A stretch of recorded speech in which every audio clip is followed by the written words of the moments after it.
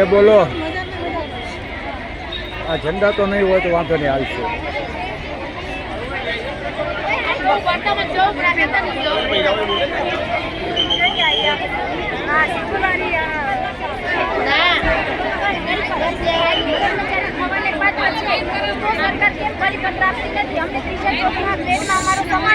અમને કાયમી કર્મચારી ગણે આજે જોઈએ તો મોંઘવારી દિવસે ને દિવસે વધતી જાય છે.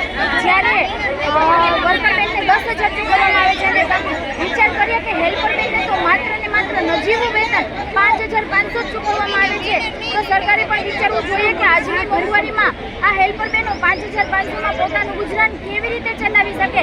અને સરકારે બ્લાઉઝની જે સિલાઈ આપી છે 70 રૂપિયા 2 બ્લાઉઝના, તો શું સરકારમાં જે લેડીઝ છે ક્યારે બ્લાઉઝ સિલાઈ કરાવતી નથી? 35 રૂપિયામાં આજે અસ્તર પણ નથી આવતું, જ્યારે અમને 35 રૂપિયા સિલાઈ આપવામાં આવી છે. અને સૌથી મોટો પ્રશ્ન હોય તો મોબાઈલનો છે. 2019 પછી સરકારે કોઈ મોબાઈલ આપ્યા નથી અને દિવસે ને દિવસે સ્માર્ટ વર્ક કરાવવામાં આવે છે, મોબાઈલથી કામગીરી કરાવવામાં આવે છે. પોતાના પર્સનલ મોબાઈલ હેંગ થઈ જાય છે, છતાં બહેનોને નોટિસની ધાકધમકીથી કામ કરાવવામાં આવે છે. આંગણવાડી ખોલીથી સવારનો નાસ્તો, બપોરનો નાસ્તો, બાળકોની સંખ્યા, આંગણવાડી બંધ કરો ત્યાં સુધીના ટાઈમ સ્પેન્ડમાં રોજે રોજના ફોટા.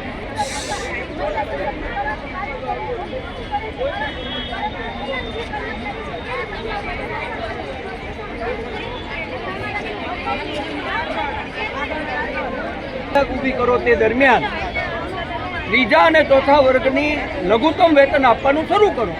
તમને નવાઈ લાગશે, હું વિસ્ફોટક વાત કરું તો કે આ આંગણવાડી વર્કર અને આશા વર્કરોને બધી કામગીરી ડિજિટલ કરવાની છે. સવારથી સાંજ સુધીની બધી કામગીરી કેન્દ્ર સરકારે 2022માં અમારી માગણીના અનુસંધાનમાં 60 કરોડ રૂપિયા ગુજરાત સરકારને આપ્યા છે. આજે 2 વર્ષ થયા, ગુજરાત સરકાર ક્યાં વાપરી ગઈ? આ બહેનોને, આંગણવાડી બહેનોને કે આશા વર્કર બહેનોને મોબાઈલ પણ આપવામાં આવતા નથી. પોષણ ટેકરની એન્ટ્રી સવારથી સાંજ સુધી કરાવાય છે. અને એથી પણ વધારે તમને નવાઈ લાગશે, આખા દેશમાં અમે આ રજૂ કરવા માગીએ છીએ કે સુવાવડી માતાને આ બહેનોએ જમાડવાની. અને જમાડવાના સરકાર કેટલા પૈસા આપે? તો કે પૂરેપૂરું ફળદ્રુપ સારું ભોજન આપો.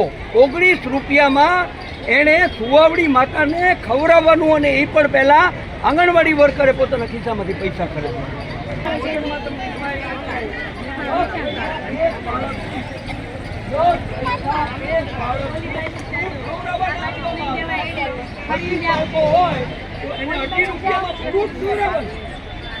આખો દિવસ જમાડવાનું, સવારે નાસ્તો આપવાનો અને એના પૈસા 5 રૂપિયા